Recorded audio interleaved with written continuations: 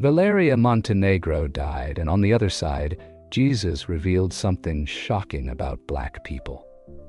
A truth that has been hidden for centuries and could change the course of human history.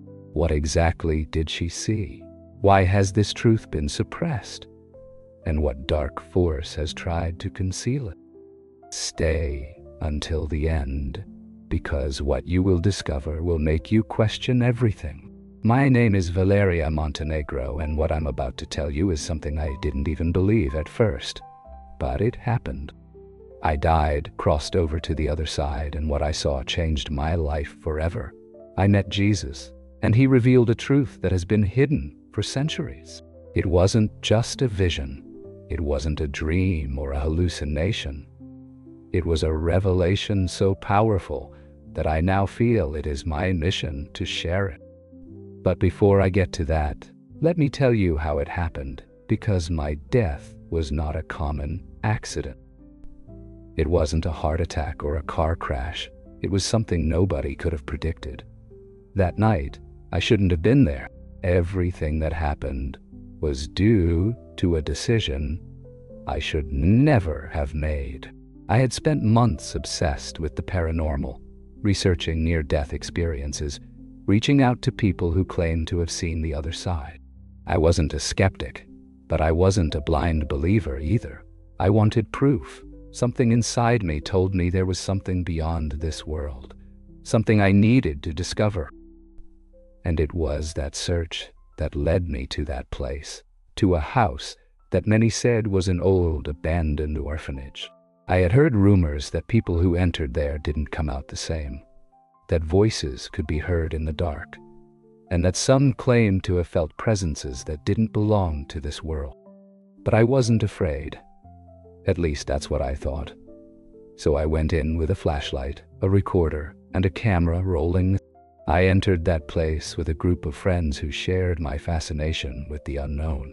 At first, it was all quiet, just the echo of our footsteps on the old wooden floor. But then we felt it. An unnatural chill, as if the temperature had dropped suddenly. There was no wind, no drafts, but the atmosphere felt heavy, as if something invisible was watching us. It was at that moment when we heard it, a soft murmur, almost imperceptible, yet clear as water. It came from one of the rooms at the end of the hallway. There shouldn't have been anyone there, but something was calling us. My friends hesitated. Some wanted to leave, but I was hungry for answers. I stepped forward, pushed the door open, and then I saw it. I don't know how to describe it. It had no defined shape, yet it moved, and the instant I saw it, I knew I had made a mistake. Something hit me, not physically, but in my soul, as if some energy had ripped me out of my body. The last thing I remember is the panic, my friends shouting my name, and a feeling of falling, as if I was sinking into an endless abyss. When I opened my eyes, I was no longer there. I wasn't in the orphanage. I wasn't in the world I knew. I was floating, weightless, bodiless, yet aware. I could see, but not with my eyes. Below me, I saw my still body on the ground, while my friends tried to wake me. Some were crying, others desperately called for an ambulance. But I felt no fear, no pain. I felt peace, as if everything I had known before was just a dream. And now, for the first time, I was truly awake. Then I saw it. A small light at first, but growing rapidly, enveloping everything in a warmth I had never felt on Earth. It wasn't a normal light. It wasn't the glow of a light bulb or sunlight.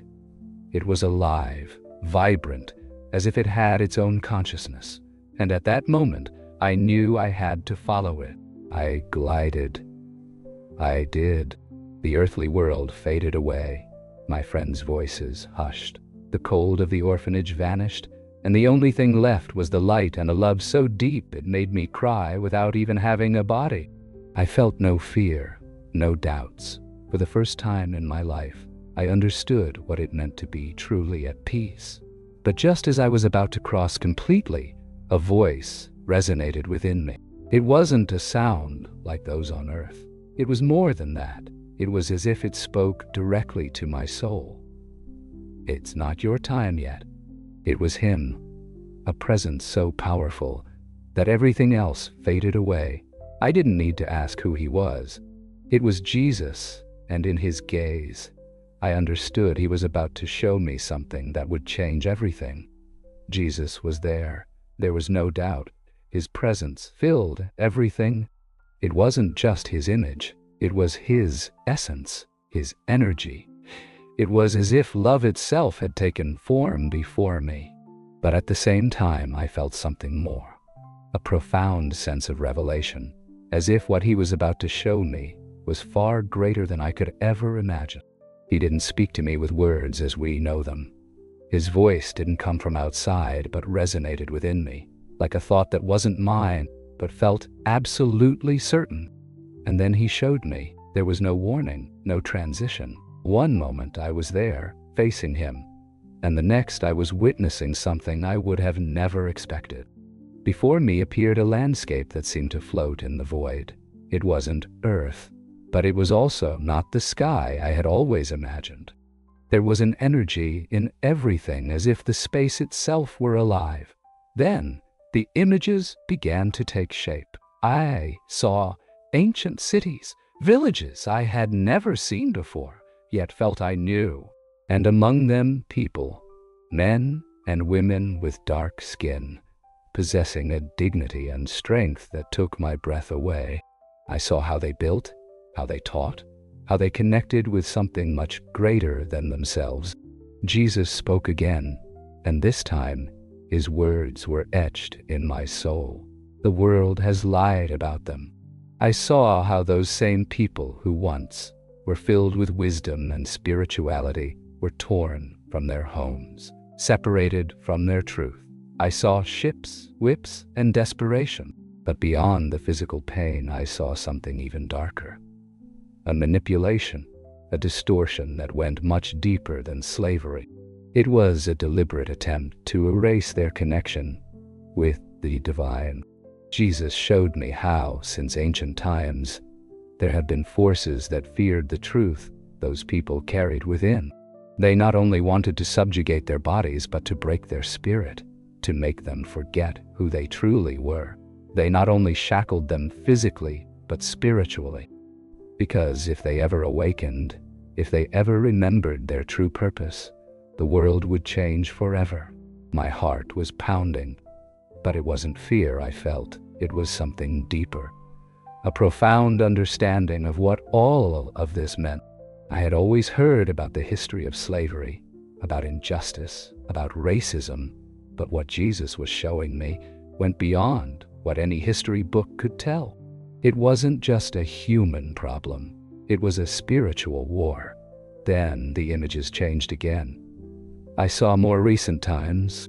I saw dark-skinned people walking through the streets of modern cities. I saw how, even after all they had suffered, their spirits had not been broken. I saw their resilience, their strength, their connection to something greater. But I also saw something else. I saw how the world was still trying to keep people asleep. The distractions, the lies, the manipulation. I saw how they were told time and again that they were worthless, that they weren't enough, that their stories didn't matter. I saw how society imposed false narratives on them, distancing them from their true origin, from their real identity. But I also saw another thing. I saw that something was changing. I saw lights igniting in the midst of darkness. I saw people waking up, questioning. I saw that the time of deceit was coming to an end. Jesus looked at me again, and in his gaze there was no sadness, but certainty. The time of revelation has come. It was then that I understood. I was not there just to receive this truth. I was there to share it, to tell the world what had really happened, what had been hidden from them for so long. My soul trembled with the magnitude of what I had just witnessed. I knew that when I returned to my body, nothing would be the same. I knew people would doubt, that there would be those who would refuse to listen. But I also knew that those who were ready, those who had always felt deep down that something didn't fit in the story we had been told. And then I felt something pulling me back. The light began to fade. The presence of Jesus grew dimmer. I didn't want to leave. I wanted to understand more. I wanted to ask so many things, but there was no lesson. Suddenly, a jolt, a thud in my chest. I opened my eyes. I was back. The first thing I felt was pain. My body ached as if it had been shaken by an invisible force. I heard voices, felt hands on my face. The fluorescent light of the hospital blinded me for a moment. She's awake. There were doctors, nurses. My family was there, crying. I had come back, but I wasn't the same. The truth I had seen was inside me, burning, demanding to be told. And that's when I knew my true journey was just beginning. What I saw took my breath away. I was in a place I couldn't describe with earthly words, a space between the physical and the divine. Around me, the walls seemed made of a golden, pulsating light, as if I were inside a living energy. I could feel the heartbeat of this place within my own being, a sensation that was both comforting and overwhelming. Everything seemed visible, but not chaotically, rather with perfect harmony, as if the entire universe were aligned with a single purpose. Before me, a portal began to open, and a majestic presence appeared. Its light was more intense than anything around me, yet it didn't hurt my eyes, nor did it blind me.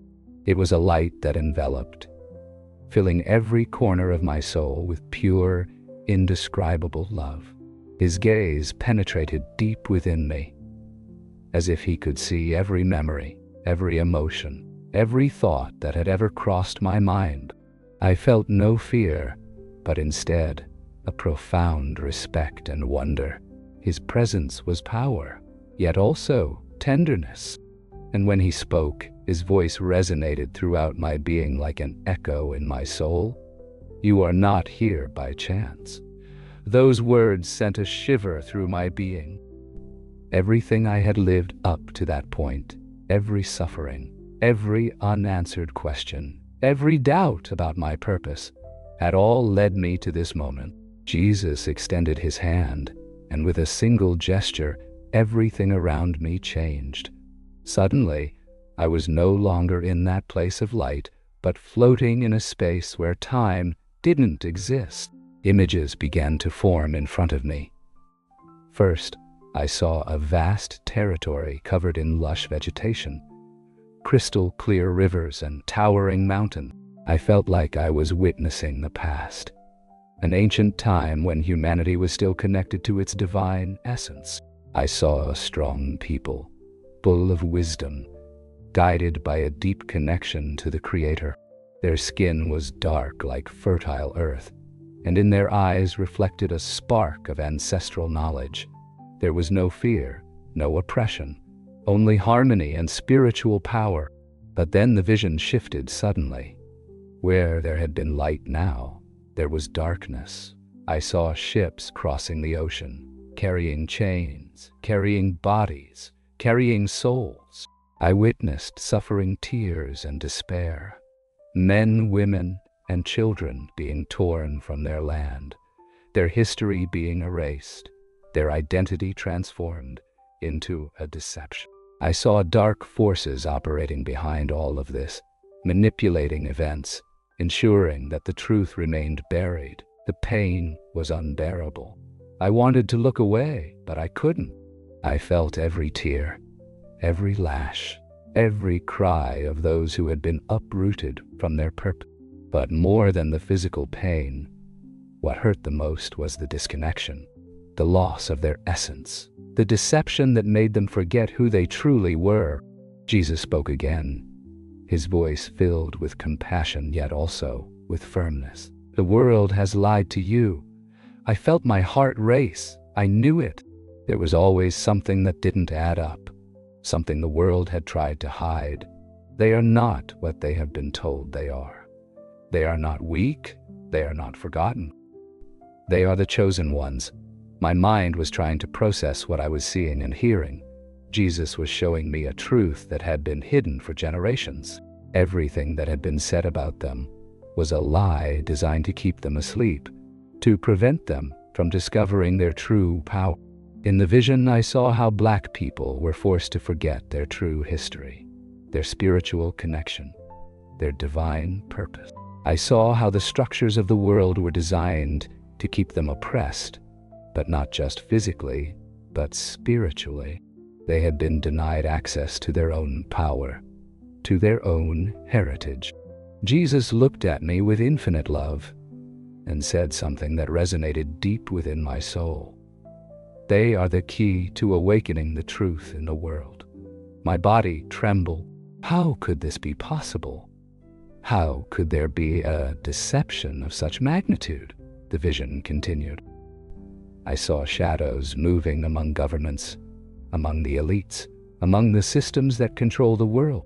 These shadows were not human, but spiritual entities that had worked for centuries to suppress the truth. They knew that if Black people remembered who they truly were, the entire world would change. Then Jesus showed me something even more shocking. I saw an awakening, a rebirth. People beginning to remember, breaking chains, both physical and mental. I saw the divine spark reignite in their hearts, a power that the world could no longer contain or suppress. Jesus smiled tenderly, but his gaze was firm. The hour has come. In that moment, everything inside me changed. I understood why I was here, why I had been brought to this place. This message was not just for me. I had to go back and share it, because it was the time of truth. The vision began to fade, and I felt myself being taken back. I didn't want to leave. I wanted to keep seeing, to keep understanding, but something inside me knew it was already enough. Now, I had a mission. My body felt a strong and sudden impact. I opened my eyes wide. The air rushed back into my lungs, as if I had been drowning. I felt the cold of the hospital room, the bright, warm light, and the nervous voices of the doctors. I had returned, but I was not. The air in my lungs felt heavy, as if an eternity had passed without breathing. I opened my eyes with difficulty, and the first thing I saw was the bright lights of the hospital. My mind was still trapped in what I had seen, in the presence of Jesus, in the truth he had revealed to me. I felt my body numb, but my soul was more awake than ever before. I heard voices around me. Doctors and nurses murmured in disbelief. One of them even took a step back, as if he couldn't believe what he was seeing. "This is impossible," someone said. "She shouldn't be awake." My heart raced, and for a moment, my mind couldn't distinguish between reality and the experience I had just lived through. I felt tears rolling down my cheeks, but they were not tears of pain or confusion. They were tears of a truth that weighed too heavily inside me. My family rushed into the room, hugging me, crying, thanking God that I was alive, but I could barely process their emotion. My mind was still elsewhere, trapped in the revelation I had just received. How could I explain it? How could I put into words something so grand, so shocking, so transcendent? I looked at my hands. My body was here, alive. She was not the same person who had left that morning, nor the same one who had been struck by death. I knew something the world didn't know. I had seen what no one else had seen. The following days were a whirlwind. Doctors coming in and out, tests, questions, incredulous looks. "It doesn't make sense." They told me over and over, "Your heart stopped beating. Your brain was without oxygen for too long. You should have suffered brain damage. You should be in a coma." But there I was, completely lucid. On the outside, it seemed like a miraculous recovery, but on the inside, it was a constant struggle. Every time I closed my eyes, I returned to that place. I saw Jesus' face again. I heard his voice telling me, "The world has lied to you. How could I go on with my life after this? How could I ignore it?" I tried to tell my family. The first time I attempted, my voice broke. They looked at me with compassion, with love, but also with doubt. It was a dream. My sister said, stroking my hair, it was a hallucination from the trauma. No, it wasn't. I tried with my friends, but it was worse. Some listened to me with interest, others with discomfort. Some told me I should thank God for my second chance and not think too much about what I had seen. But how could I not think about it? How could I stay silent, knowing the truth? I tried to speak about it in my church, hoping they would understand me there. But even in God's house, the reactions were mixed. Some believers were moved. Others seemed busy. "Be careful with what you say," an elder warned me. "There are things better left unchallenged." They were telling me to be quiet, to forget it. That was not possible. Days passed, and the pressure in my chest grew. Every night when I tried to sleep, I felt that voice inside me, "Don't stay silent." But every time I tried to speak, I faced resistance. It was as if something or someone was preventing the truth from coming to light. That's when the strange things began to happen. My phone would turn off by itself when I tried to write about what I had seen. My messages were erased, my recordings disappeared, and one night, while reviewing my notes about the experience, my computer suddenly shut down. There was no warning, no power interruption. It just turned off.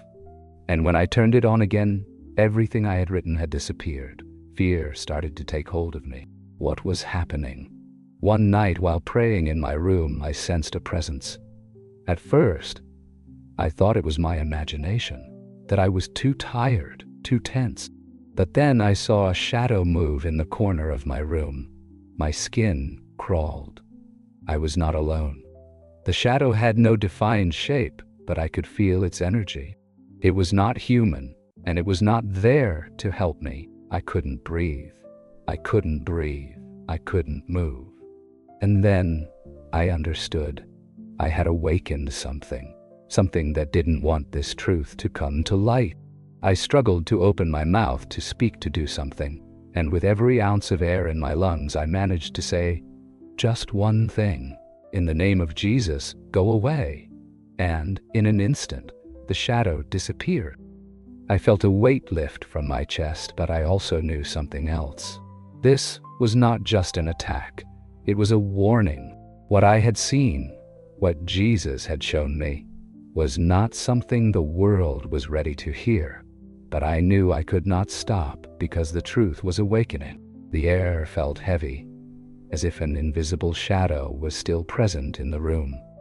Although the darkness had vanished, something inside me knew the struggle was not over. It was not just fear. It was a certainty. What I had seen, what Jesus had revealed to me, was not something that should be hidden. But I also understood something else. There were forces that did not want me to share it. Since that night, everything changed. I tried to talk to people close to me, trusted friends, even religious leaders, but the reaction was always the same. Some tried to rationalize, while others directly told me to forget everything. Don't think about it. God saved you, and that's all that matters, they repeated to me. But I knew that was not all that mattered. What I had seen, what Jesus had shown me, went beyond a simple spiritual experience. It was a truth that had been hidden for centuries, a revelation that would change the way we understand the world.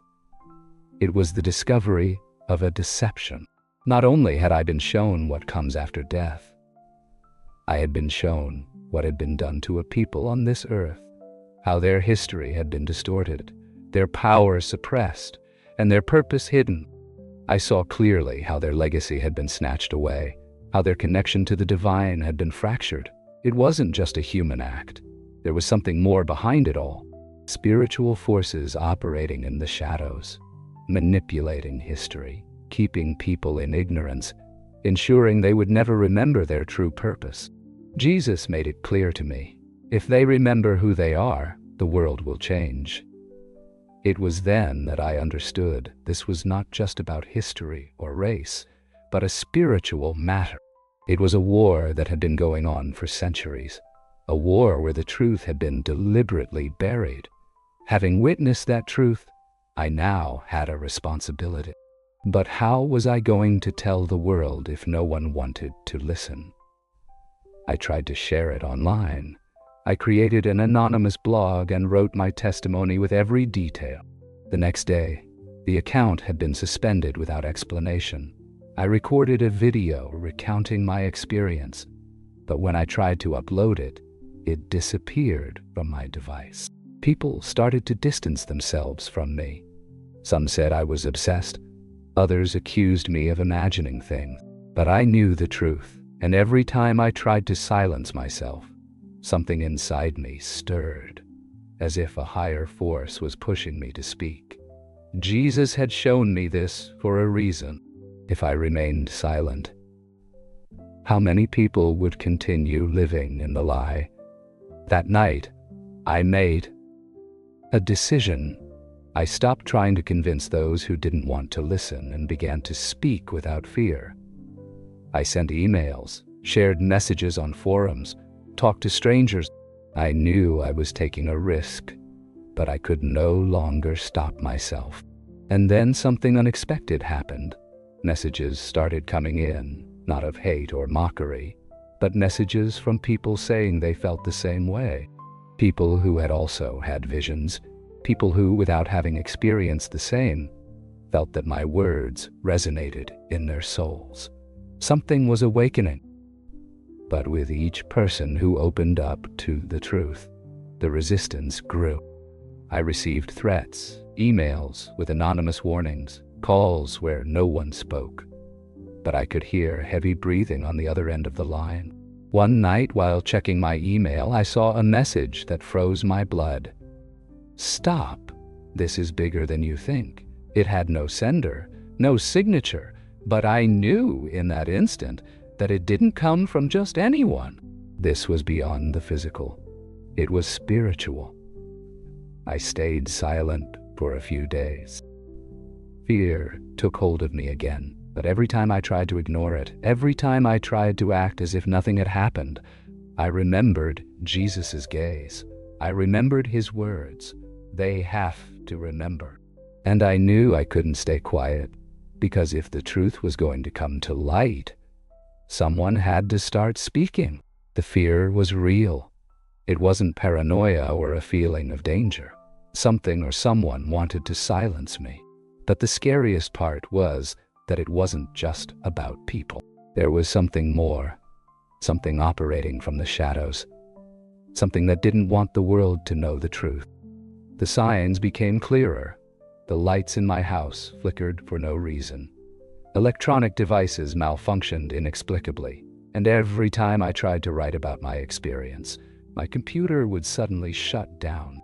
One day, while walking down the street, I felt a presence behind me, not just a simple chill, but an intense pressure, as if something was right next to me. I turned my head quickly, but no one was there. Then I saw it. A tall shadow, motionless, dark as the night itself, standing at the corner of the street. It had no face, no defined shape, but its presence enveloped me with a cold sensation. I didn't know how, but I understood that this thing was not human. It was something more, something that had been sent to warn me, to threaten me. I stood frozen for a few seconds, but then I heard in my mind a clear and firm voice. Do not be afraid. It was the voice of Jesus, and in that instant, the shadow faded as if it had never been there. I took a deep breath and kept walking, but from that day on, I understood what was happening. This was not just about my testimony. It was a spiritual battle, and I was in the midst of it. The following nights were unsettling. I dreamed of hooded figures watching me, of doors closing by themselves, of voices whispering in the darkness. But the strangest thing was when, in a dream, I found myself back in that place, between life and death. The light was there, and in front of me, Jesus looked at me with a serious expression. "You must move forward."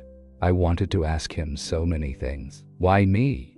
Why had this truth been hidden? What should I do? But before I could speak, I saw entire cities shrouded in dark fog, as if a shadow covered the world. I saw people wandering aimlessly, trapped in a state of spiritual blindness. Yet amidst that darkness, some began to light up.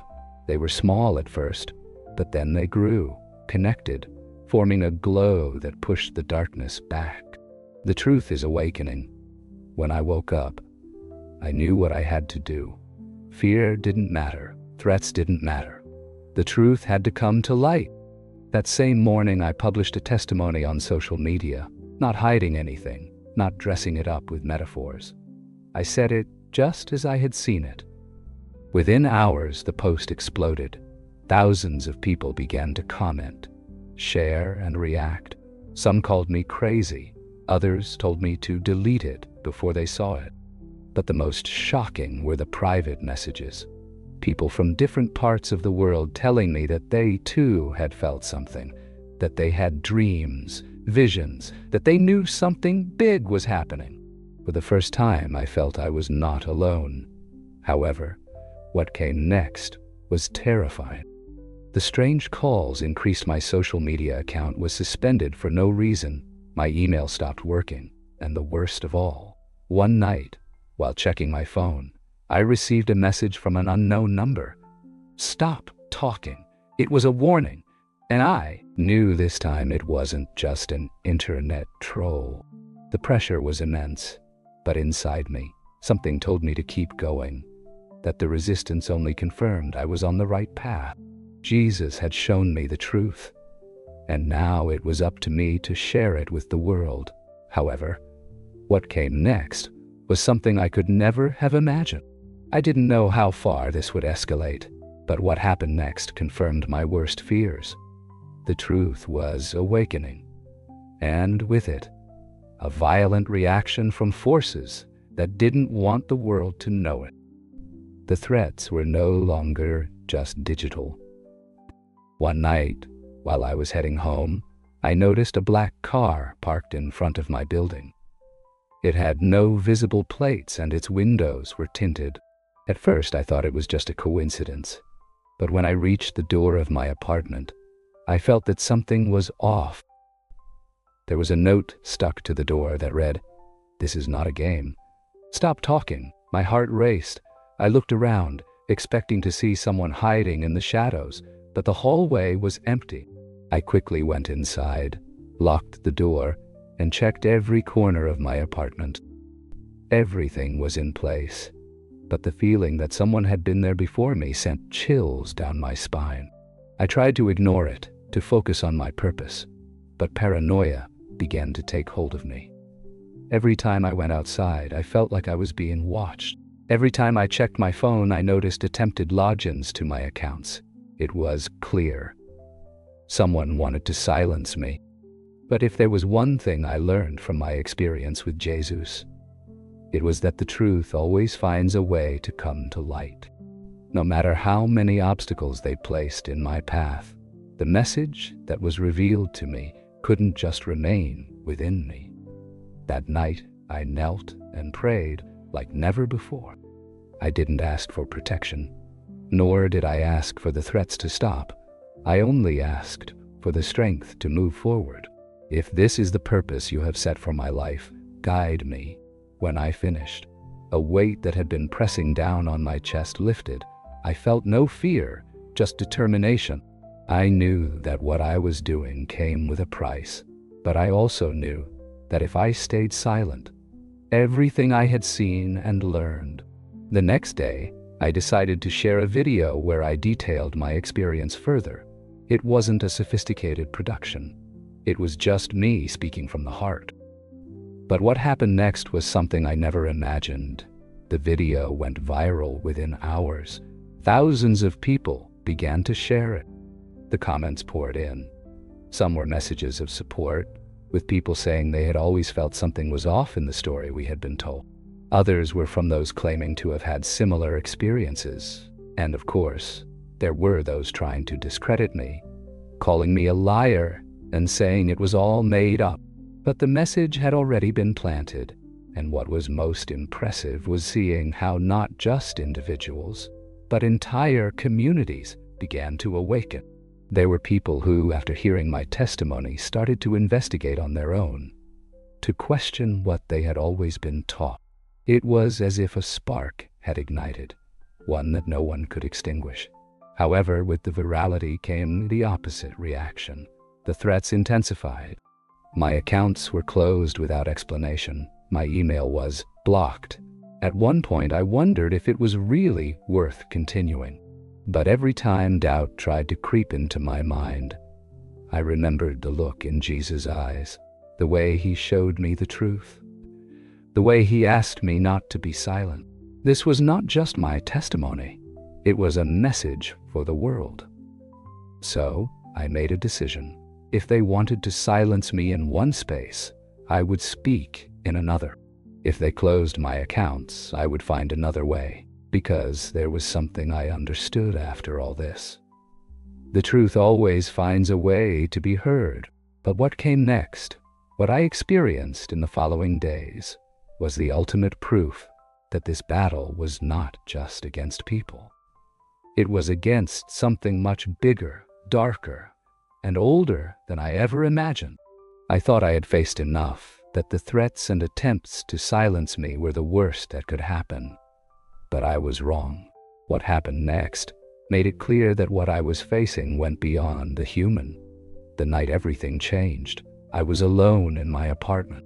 I had spent the day responding to messages from people who claimed to have experienced things similar to what Jesus had shown. People from different parts of the world, different ages, from different backgrounds, all sharing a common feeling. Something inside them always knew there was more than what we were taught. I turned off the computer and lay down on the bed, but sleep wouldn't come. I felt a strange pressure in my chest, as if something was about to happen. Then I heard it, a whisper. It didn't come from the street or a neighbor. It was from inside my room. I sat up abruptly, my heart pounding in my ears. I looked around, but the room was empty. However, the air felt heavy, as if something invisible was there watching me. Then, I felt that someone was standing in the corner of the room. I couldn't see them with my eyes, but I knew they were there. An indescribable chill ran through my body. I tried to move, but it was as if something was holding me down on the bed. I wanted to speak, to scream, to do something, but my voice wouldn't come out. In that moment, I understood that this wasn't just a battle on earth. It was something spiritual. There were forces that didn't want me to keep speaking, that didn't want people to know the truth. But then in my mind, a clear image appeared. Jesus. With all the effort I had, I forced my mouth to move and whispered, "In the name of Jesus, I command you to leave." The atmosphere shifted instantly.